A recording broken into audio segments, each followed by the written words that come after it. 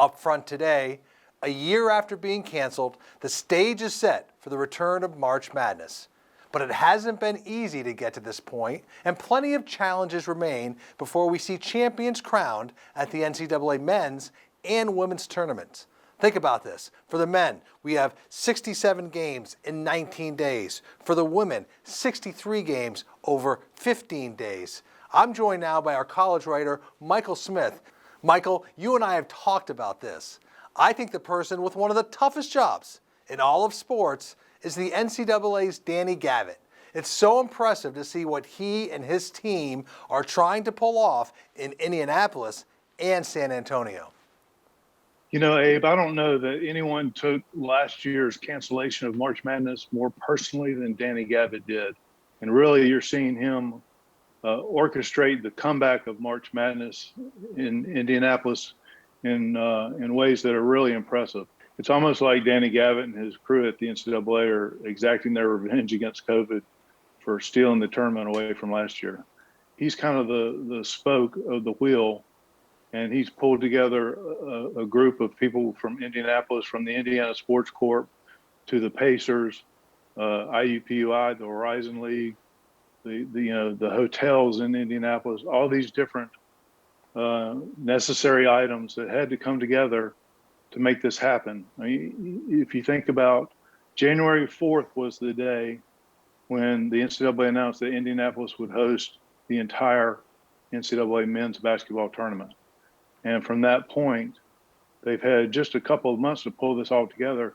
Whereas, a city that's hosting a Final Four would have years to get ready for 3 games over 3 days. It really reflects the determination and just the sheer emotion that I've seen from all these different groups in Indianapolis.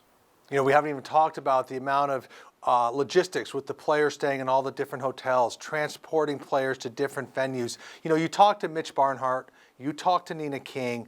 I was struck by both of their comments, the levels of collaboration and determination to make this controlled environment in both Indianapolis and San Antonio work. Yeah, and they're asking people to step up in ways that they haven't done before. Sponsors that typically would be thinking about the Final Four in terms of how are we going to activate at the Fan Fest? Well, there is no Fan Fest. So they're finding other ways to get involved. Like Lowe's is bringing in a laundry mobile unit to help teams with their laundry. Some of the like the QSR sponsor, Wendy's, and other food sponsors like restaurant sponsors like Pizza Hut, Buffalo Wild Wings are going to help feed the student athletes. We're seeing areas step up in ways to help make this happen that we haven't seen before, and that a lot of people think will maybe stick around for years to come. I was also struck, Michael, by Mitch Barnhart's comments about how much they learn from football. You saw it because football is such a big piece to move. It's a small city on any given weekend, and all of a sudden now you've got the complication of the pandemic, and you throw that into the mix, and you've got a whole nother set of deals. So the ability for a lot of us to be able to watch what was going on in football and say, how does that translate to the basketball world, was really helpful to us. How do hotels manage teams coming in? How do airlines, how do buses, how does food delivery get managed? So those were really important. What we've learned over the past year is to stay flexible and nimble. So that is the goal, 63 games and a national champion on April 4th.